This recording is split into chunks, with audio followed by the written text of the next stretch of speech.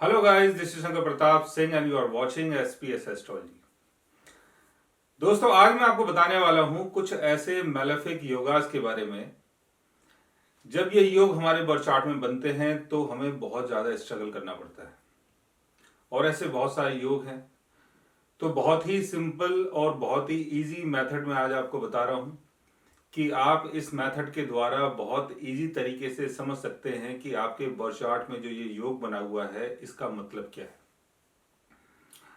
और इसमें जो सबसे बड़ी बात है वो ये है कि कोई भी योग जब हमारे बर्थ चार्ट में बनता है, जैसे केंद्र का लॉर्ड अगर केंद्र में बैठा हुआ है तो उसको अच्छा योग मानते हैं। केंद्र का लॉर्ड अगर त्रिकोण में चला गया या त्रिकोण का अगर केंद्र में आ गया तो उसको भी अच्छा मानते हैं। लेकिन जब first house, second house, third house या फोर्थ हाउस के लॉर्ड्स या किसी भी हाउस के लॉर्ड्स जब सिक्स्थ हाउस, एट्थ हाउस या ट्वेल्थ हाउस में चले जाते हैं तो उनको अच्छा नहीं माना जाता है। तो आज मैं आपको ऐसे ही कुछ योग के बारे में बताऊंगा और उसको समझने के बाद आप बहुत इजी तरीके से समझ पाएंगे कि आपके बर्थ चार्ट में जो योग बना हुआ है उसके कारण क्या क्या परेशानी हो सकती है। तो स्टार्ट करते हैं फर्स्ट हाउस से। फर्स्ट हाउस यानी लगन। लगन का लॉर्ड अगर sixth house, eighth house, twelfth house में होता है तो आपको जीवन में कई बार बहुत स्ट्रगल करना पड़ता है और बहुत स्ट्रगल करने के बाद आपको सक्सेस मिलती है।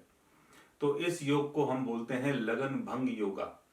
अगर फर्स्ट हाउस का Lord sixth house, eighth house या ट्वेल्थ हाउस में है तो इसको लगन भंग योग बोला जाता है। यानी ऐसे योग में इंसान को बहुत स्ट्रगल करना पड़ता है और उसके बाद उसको सक्सेस मिलती है। सेकंड हाउस का लॉर्ड अगर सिक्स्थ हाउस, एट्थ हाउस या ट्वेल्थ हाउस में होता है तो इसको बोलते हैं धनहीन योगा। धनहीन योगा जब हमारे बर्थ चार्ट में बनता है और जब इसकी दशा चलती है तो इस पीरियड में मॉनेटरी लॉस भी होता है और परिवार का लॉस भी होता है।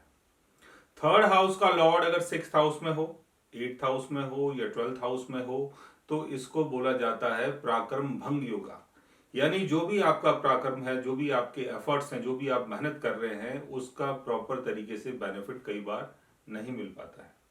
फोर्थ हाउस का लॉर्ड अगर सिक्स्थ हाउस, एट्थ हाउस या ट्वेल्थ हाउस में होता है तो इसको बोलते हैं सुख भंग योगा। सुख भंग योगा में कई बार क्या होता है, जो आपका सुख है वो भंग हो जाता है और कई बार इस योग के चक्कर में आपको स्थान परिवर्तन भी करना पड़ता है। और जैसे फोर्थ हाउस का लॉर्ड अगर सिक्स्थ हाउस में है तो बीमारी के चक्कर में, कर्जे के चक्कर में आपका जो सुख है वो कई बार भंग हो जाता है। फिफ्थ हाउस का लॉर्ड अगर sixth house, eighth house, twelfth house में हो तो इसको बोलते हैं संतानहीन योगा। यानी ऐसे योग में कई बार संतान तो होती है लेकिन कई बार संतान से सेपरेशन भी होता है या संतान होने के बाद प्रॉपर तरीके से बच्चों का सुख नहीं मिल पाता है। सिक्स्थ हाउस का लॉर्ड अगर सिक्स्थ हाउस में ही है तो इसको हम बोलते हैं विपरीत राजयोगा। यानी सिक्स्थ हाउस का लॉर्ड अगर सिक्स्थ हाउस में है, एट्थ हाउस में है या ट्वेल्थ हाउस में है तो इसको विपरीत राजयोगा बोला जाता है और ये अच्छे योग में आता है। सेवंथ हाउस का संबंध मैरिज से होता है, पार्टनरशिप से होता है। सेवंथ हाउस का लॉर्ड अगर सिक्स्थ हाउस, एट्थ हाउस या ट्वेल्थ हाउस में होता है तो इसको बोलते हैं कलत्रहीन योगा। कलत्रहीन योगा में कई बार सेपरेशन होता है, पार्टनरशिप टूट जाती है और जो मैरिटल पार्टनर है उससे भी कई बार सेपरेशन हो जाता है।